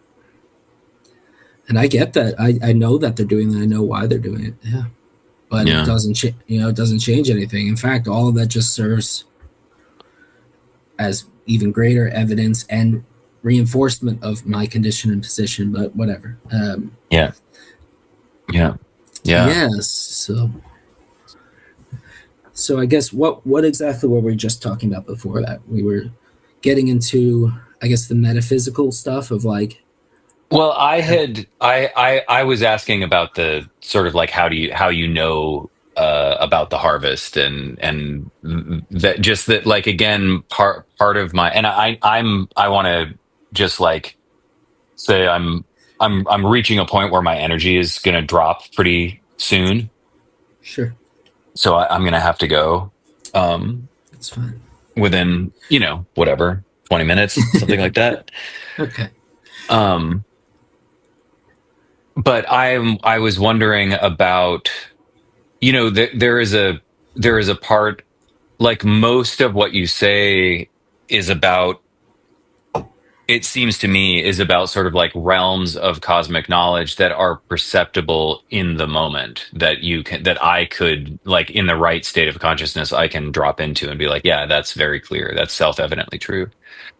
um and the parts of your writing that are more apocalyptic and more hellfire and brimstone are less like that, right? And it's one of the ways that like I mean again I'm not interested in dismantling what you say. I'm just interested in like, okay, how do you know that? Because like I can very easily see a lot of the stuff that you speak about in terms of like karmic games and inherentism and the need to justify and spiritual privilege and all of that stuff. But the this dimension of like apocalyptic vision is not open to me. And I have a hard time um imagining what it would look like for it to be open to me because again my experience of kind of cosmic vision is generally in this realm of like a widening perception of the eternal now, and what it what this the sorts of revelations that are brought by such a thing, which generally are not about like in the future this will happen, right? Is that true? Maybe that's not really true though. That's not mm, really true. Yeah, because you can also like I have had experiences of like seeing down like a karmic ley line and seeing like yeah this will continue to repeat and repeat until there will come a day when like it can't sustain itself anymore and and the structure will collapse. right. So Yeah, maybe that's just what you're talking about. And maybe I yeah, just talked myself out of that question. Yeah. yeah. Yeah. Well, yeah. I think you did a little bit. You're seeing how it's possible to gain insight into these dimensionalities of uh, of the cosmos in a way, Hmm. Hmm. or of pattern recognition, and of metaphysical pattern and extra physical pattern recognition, not Hmm. just physical pattern recognition. I think we kind of started a little bit talking about how all things in their natural state are being perpetually drawn towards destruction and death. I mean, Hmm. I don't know if when I say that, that seems so self-apparent to me, but sometimes when I recognize that some things that are seemingly so self-apparent to me, they're not to others. Um, Well, I think that like that is self-apparent to me. The degree to which it is relevant to a human life Well, is and less but apparent, exactly, right? it's not relevant to someone who it's not relevant to, and that's that's I mean that's always going to be the case, basically, Well, I regardless. don't mean But I don't mean necessarily someone who's like in such a position of privilege that they don't need to look out the window. I also think about it in terms of like, well, so the fact that all the entire material universe is constantly being drawn toward death, right? That yeah, is that is responsible for the weird condition of all life on Earth to be, with rare exception, to be in this constant process of like eating each other. Like everything above the sort of like level of plants is in this constant process of like eating itself or eating each other, right? From amoeba all the way up to humans, right? Like the very existence of like the food web is really weird, right? yeah, That death is the only way means by which life is sustained. allowed to is sustained, even though actually all life is really sustained just by light that hits plants. But like, so it's like, no, we don't actually need death because plants just work, and some plants are, like some like organisms are actually immortal. um But then there's this whole other dimension of like animal life that is totally relies on kind of like constantly staying on this treadmill where you're like eating other beings that are also on their own treadmills in order to sustain the physical form. And that's like totally bizarre. I mean, if you sit around to think about it for a while, it's a really, really strange state of affairs. Yeah. Um, Yeah, and it also, it gives rise to so much of what defines the human experience in terms of appetite and, I mean, think about how much culture is like built around food, blah, blah, blah, blah, blah. And so it's like, you can talk about it as like, that is the true state of affairs for sure. And yet there are these sort of like epiphenomena that rise as a result of that kind of dismal fact that are actually that actually provide like a lot of the flavor of what it is to be alive in this plane, right? And yeah, so what to make of the drag, the inexorable drag toward death is uh very unclear, you know. That's just kind of that's where I'm going with it. Not that it's and I mean, maybe that's just a very long and overly poetic way of saying it matters to the beings that it matters to. I don't know.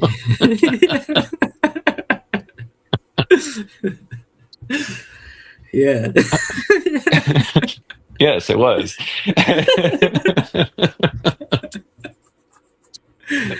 I think so. I think so. Yeah. Yeah. Oh So man, that's funny. anyway, what Yeah. what what is the what were you saying about this? The like, if the universe is like, the universe is self-evidently uh decaying toward death. The physical Yeah. universe, anyway. The material Yeah. universe. Yeah. Right. So, I mean, perhaps it's a time to talk a little bit. We haven't really touched on much of like, even like Dharma or um, what I'll call Dharma harvesting, or the Christian position on the harvest, Hmm. which both exist. It's slightly different, but very similar. Very similar. I mean, you know, the whole. I mean, Christianity. It's the Bible's crazy if one has the eyes to see it. I mean, I think even for it doesn't take much to start seeing the craziness in it, right? Maybe Well, yeah, the more eyes you have, the crazier it becomes. maybe, but also like the it's complete simplicity too. Once you like go through all the like stuff that most people are getting hung up on, or most people need to like try to like pretend doesn't exist, or pick the parts they want to be and don't want to be, and all that stuff that the majority of people are doing Yeah, who play in that whole game of the Bible experience, the Bible game.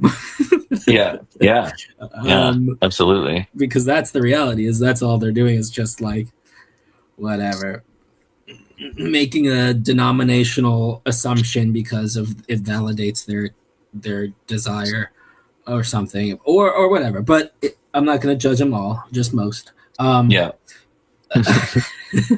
Um, but like the scripture is a monistic, deterministic,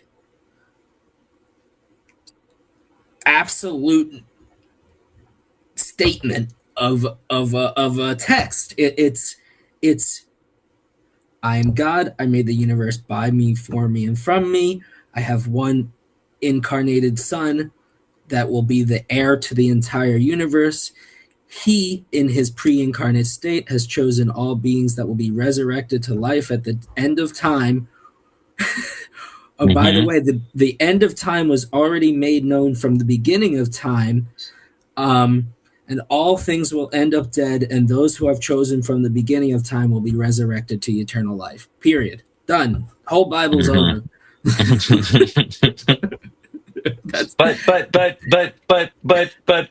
yeah, exactly. Done. It's over. It's mm, it's it is the ultimate determinist text. And I say this, I don't even use that word determinism very often, because I prefer the word inevitabilism. I just believe in the inevitability of all things, because it relates more to all things following their natural path, and all things following their natural path has an inevitable right. result. Things are as they are because that's how they are. Yeah, because that's it. And Yeah. everything outside of that is abstraction and milking it for a story that you want to be there, as opposed to what's there. Right. Um, Which is also and part of what is. which is also part of what is, and everyone will do it until they don't, or and Yeah. that's Yeah. yeah, yeah. Because the story, right? The classic of it's his story, right? It's his Right. story. It's Right. history. And Yeah. there's something in that that's weird. His story, sure. Um, like, but and essentially the scripture also says at the it literally uses the word harvest, at least in the English Hmm. translation. But at the time of the harvest, you know, I mean, literally Jesus's words are like, I will burn the. I'm not sure if you're familiar with it, but I will burn the ones who don't belong to me. Essentially, I'll gather the tares and burn them in my Mm. outside of the barn or whatever. I forget the exact phrasing, but Okay. are you familiar with that at I'm all? not. I'm not. No. What are Okay, you like? What like chapter and so verse are you referring to? I don't. I think it's in Matthew, but Okay. it's the parable of the wheat and the tares. It's called the parable of the Okay. wheat and the tares.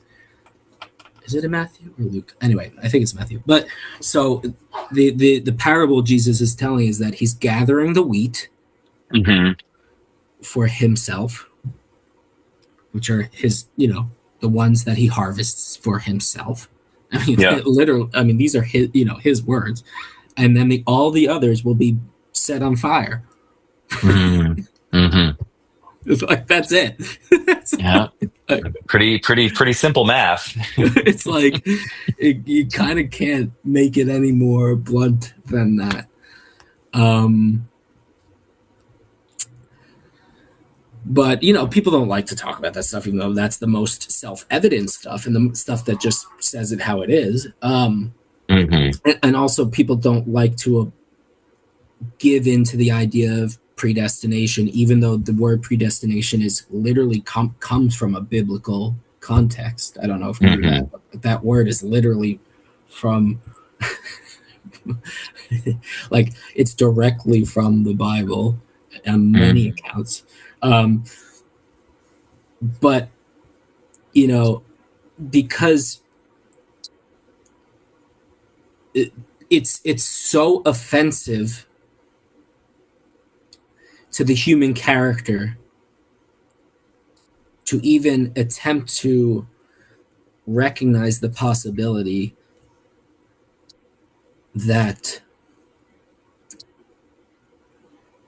that someone might not have a chance. It's so offensive to their idea of God that they have built in their minds that they can't, for the most part, most of them cannot begin to consider the idea that not all are given a chance. Or not all, rather, how I'll phrase it more appropriately, not all have the capacity to be Hmm. resurrected to life. Yeah, and I mean, I think it it hits Christians specifically hard, I think, because the sort of so much of the modern understanding of Christianity is that like, okay, well, this whole material life really sucked, but like, don't worry, I have good news, right? And for there to not be good news that like we're all saved and everything is fine, actually, Which despite there are appearances. some. I mean, there's some who believe that just no matter what, everyone's eventually saved. I mean, that's we talked about that a little bit last time. Christian universalism. That is a Yeah, I mean, position. I mean, not to mention it's a core tenet of some schools of Buddhism, right? That Okay. like all beings will. I mean, the whole notion of like the bodhisattva is like I'm at least in the Zen tradition is like I'm gonna stick around until even the grass becomes enlightened, you know? Yeah. Like, and that the whole wheel of samsara exists precisely in order to like enlighten all beings, and that all beings fundamentally have the capacity for being enlightened, Right. you know? But we already spoke of Buddhism as being like the archetypal the Yeah. archetypal manifestation of spiritual privilege. Yeah. It So, really is. I don't know I what else you would reflected. expect. I reflected on that more. It's pretty funny. Yeah, it was funny. Um, I will. Well, if I may, I'll touch a little bit on the dharmic approach of that as well. yeah, please, please, yeah. So, I mean, in in Vedic or in the the Bhagavad Gita, the Mahabharata and the Bhagavad Gita, these you said you've read both, you've read the Bhagavad Gita, right? I've Is read that the correct? Bhagavad Gita and Yeah, not the Mahabharata, but I've read the yeah. Bhagavad Gita I many haven't many read it. times. Okay, so yeah, we talked something about that, but so the whole story discusses the absolute, I don't know, the absolute inherent nature of war as a fundamental aspect of the cosmic creation in a way. It's meant to take place sort of in a specific time period, but the story is also timeless as well, right? God appears to a man, tells the man he has to slay his brethren, his kin. The man is conflicted, and basically God says, "Well, if I'm telling you to kill them, Hmm. kill them." Um, you know, and for the man in his position and condition, he's conflicted and stuck, and in his karma or whatever, and in his material circumstance, and Krishna also speaks unto him that Arjun, regardless of what you desire you do, regardless of what you desire to do, you will do exactly as you do according to your material nature. As you know, um, Hmm. in fact, it will go against your desires. Um, I mean, could it be any more clear from for me? Like, there's nothing more clear than that. It tells you the whole thing. It talks about inherentism and inevitabilism, what I refer to as both, in one single verse. Um, Hmm. it, it, it's it's God speaking to a man saying, "This is how it is, and this is how it will be," and that's kind of it, you know. Well, but it's like, is war as this? I mean, is it internal reality or external reality, or is there no difference between the two? Right. Is it internal That's to that. this subjective Well, like being you could, or the I mean, of course, the way that the Bhagavad Gita generally is interpreted is that it's not literally about a war; it's about the war within that occurs on the field of karma, oh, right? it's both. It's both. It's both. It's always both because war has been and will always be until it's not. Hmm. Right? I mean, that's what I mean when this story is timeless. It's, I mean, whether those armies were slaughtered in the exact way they were slaughtered, it doesn't really matter. I mean, I would Sure, sure, say sure. they they probably were in some frame of reference. They were. Hmm. I mean, the story wouldn't be written if it wasn't derived from something. Um, Yeah, yeah, for sure. and and Krishna also says, that famous line of I am time. We discussed this a little Hmm. bit last time. I am time, Hmm. the destroyer of worlds, or I am death, the destroyer of worlds. And and I think in the next part of that verse it literally says, come to destroy worlds or something without the necessary participation of anyone or something, right? Something along Hmm. this context. Hmm. And it's essentially just God saying, you're all a part of how I take it very evidently, without any need for real interpretation, is you're all a part of this cosmic, thing. Hmm. Hmm. You're a part of it, Hmm. and it will be as it will be.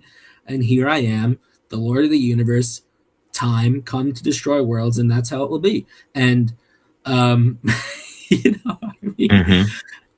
and I guess that's so funny to me because you can make up all these stories in between all that stuff, and people do, and such is the nature of being and of man. But the real, like, just simple acuteness of some of these statements.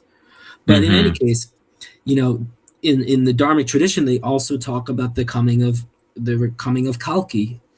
Right? Are you familiar with Kalki? Mm-mm, mm-mm. Oh, you're not. Okay. I'm not. No. So Kalki is meant, for those who don't know, Kalki um, is essentially the final, quote unquote, the final incarnation of Vishnu, Okay. and he comes at a future time to reestablish the Dharma, Hmm. As and Vishnu at tends this, to do. right, through the embodiments of Vishnu, Krishna, what have you. Hmm. Um, Kalki is the final incarnation of God on earth, who will come to slay all the Adharmic beings, to kill them all. Yeah. And so this essentially ends up being the exact same story as the return of Christ. It's the exact same story. And the funny thing is, because for fanatics, they can't, even though it's like literally the exact same story, most of them probably would be like, no, it's not. Right. Yeah. Of When it course. Of course. on fanatics on both sides, on the Hindu side or the Christian side, when it's literally an identical story. It's God comes back to earth, um, uses its godly powers made manifest to lay waste to the earth, and and reestablish what the Hindus or the Vedics, call dharma, and what the Christians call righteousness, something like that. Hmm. Hmm.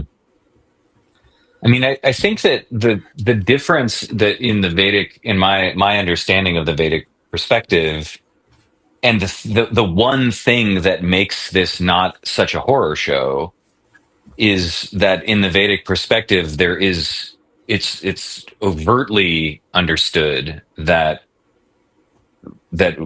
we and God are not separate, right? That we are not separate beings subject to the whims of God, but we are God in disguise participating in this rather exciting ride that God put itself in, Yeah. right? Um, and to me, I don't know that I've examined this very deeply, but to me, this is a very substantial difference, right? Like if God is with us in this experience as we are, you know, uh, if God's like not wearing a seatbelt, so to speak, and is like really with us through all of these trials and all of this like ridiculous adharmic nonsense, then it's like the killing of the adharmic beings is not such a big deal, because even if I happen to be an adharmic being that will be destroyed, that destruction will represent only the destruction of my own ignorance, Yeah, yeah, right? yeah, and another irony is, and which I've even argued over this with people before too. That whole belief system is essentially what Christian universalism is in another coat.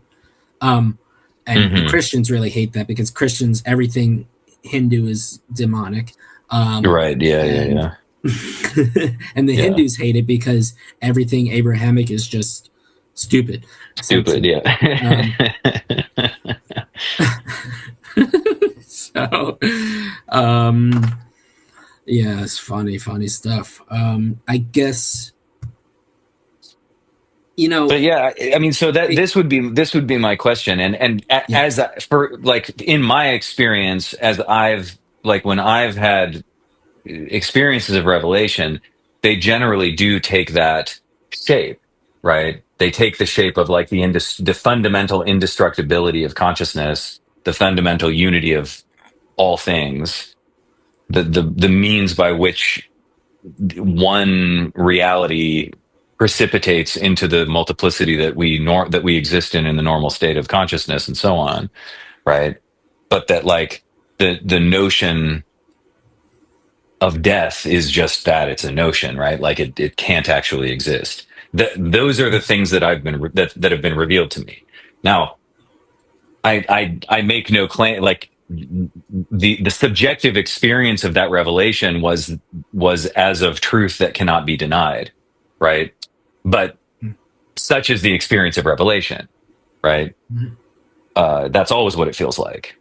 Um, and so yeah. I make no like larger claim other Well, than I I'll talk. experienced that. Yeah, But I'll talk on that a little bit. I mean, yeah. so well, I think the question at hand is what is the result for in death, kind of, right? And I know, like, for a lot of, like you were saying, even some of the stories, for example, when God comes to incarnate and kill even, say, asuras or demons, Hmm.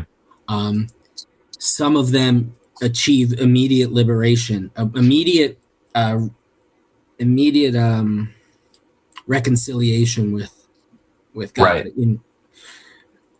after having been slain by an incarnation of God. Right. That's sort of the dynamic, and that's nice. That sounds nice. A I would nice like that. story. Absolutely. That sounds nice. Yeah, I'm into I would that. like. I'd take it right now. I mean, I Yeah. would. Yeah, Yeah. here I am. Yeah. Kill Let's me. fucking go. Um, exactly. Um, Yeah, and that's where it gets a little iffy because it sounds nice, and perhaps for some of these beings that maybe that even is the case, but to say it is the case for all beings is speculative, and all I can say is the reality of like my condition, for example. I mean, I Hmm. and something I have to even readmit to myself all the time is that my condition is quite literally infinitely unique. Like those same rules that apply to me, perhaps do not apply to any other being ever, which is, it sounds ridiculous, but I mean, that might be the truth. And I don't want that to be the truth. That's the worst truth that could be, and Hmm. very well may be. But I'll bring it back to this ethereal essence I've mentioned a few times of like, is there within whatever being, is there a non-substantial essence that still has the capacity to um, find its way back to a condition of bliss or whatever you want to call it, of union, of union with the divine. Right. So, and the reality is I cannot speak to the personal circumstance of each and every being. That is one of the few things, in regards to whether each and every being has something like that has that inherent capacity to be reunionized with the divine. But Hmm. I can speak to my condition and tell you that I do not. Hmm. And Hmm. so that's basically the best I can give on in terms of the potential reality and the potential for reunionization with God for souls, is that it's Hmm. all related to their inherent nature, just like any not just the biological and physical inherent nature, but also the non-physical um, Sure. inherent nature of of of a being, and that's something only the being can know and only will know in time. Yeah. um, I am I the only being in the universe this is not a possibility for? Maybe, Hmm. which would only add to the infinite cosmic irony of my Right. circumstance. It's possible, Mm. and maybe that's is the truth, because what I come to realize is that the worst possible truth seems to be the absolute truth with every passing second in relation to my personal circumstance. But Right. the only other thing, and is in relation to beings that are born out from like what I've referred to as the backside of God, or Hmm. something, Hmm. because essentially, if these beings have been sort of deeper in, how would I say it? Not just disembodied, right? People talk about disembodied spirits, that's okay, yeah, you can kind of, but like, I mean, like, quite literally, like, excommunicated from the universe in a sense. Like, Hmm. if a being has no access to the sphere of life and love for whatever reason, and I can't speak to exactly how many that would be. I mean, it could be innumerable. I mean, it could be Sure. trillions, Yeah. quadrillions, quintillions, whatever. Or it might just be one. But Yeah. But it's but it's in your experience, it's non-zero. it's not a non-zero. It's at least one, but it also Yeah. could be near infinite. Um, Yeah.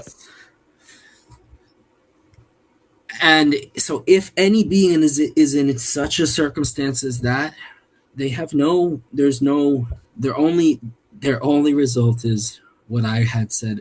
What we talked about earlier of death and death alone. Hmm. Hmm. Yeah, because it's almost like kind of like sometimes we're talking or I talk with other people. And it's like a does not compute kind of thing. It's sort of like an access denied. That's how I could. You know, like that's the like kind of one of the best ways to convey it. It's sort of like no, cannot go there. Access denied. Access denied. Like um, no matter how much they desire, want, wish for it to be otherwise, it's like having been sort of excommunicated from the universe itself.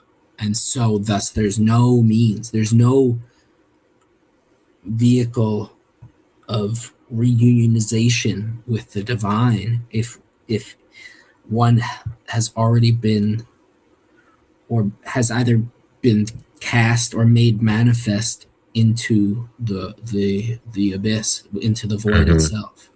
Hmm. Yeah.